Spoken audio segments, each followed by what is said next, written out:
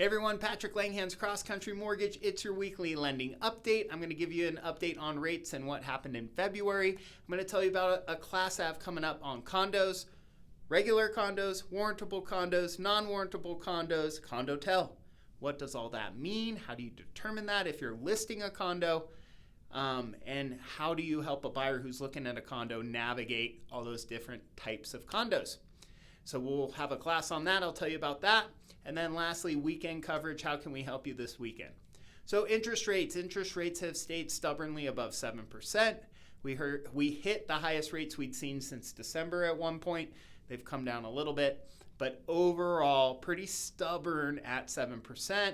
They aren't moving up a ton. They aren't moving down a ton. They've been kind of flat. Now that's not necessarily a bad thing, because if we get any positive data about inflation, we'll start to see those rates come down. We had 2 reports come out regarding inflation this month that hurt us. So we saw large increases in rates after those 2 reports came out. And then we had one come out yesterday that came in at expectations, which was a good thing. And we just kind of saw rates fizzle. They're just staying kind of where they're at. So overall, it seems like the interest rate market is waiting for a sign from the Federal Reserve of when they plan on lowering rates. All economists and mortgage people, realtors, people in the economic world who follow this stuff are saying they will definitely lower rates sometime this year. We just don't know when. So hold tight, stay in there. They will drop at some point. We just don't know when. All right, condos.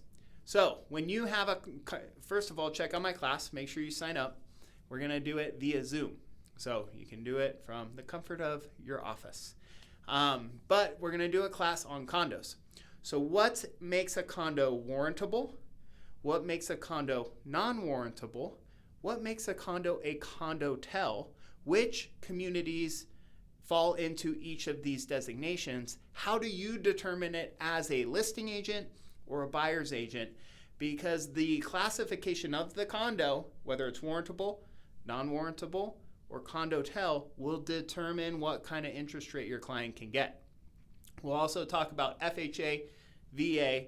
Super, super important to understand how condos work if you're listing condos or taking your buyers to see them, because where the condo falls in those designations has a huge impact on what your buyer is able to do, or what your seller, who you can market their property to.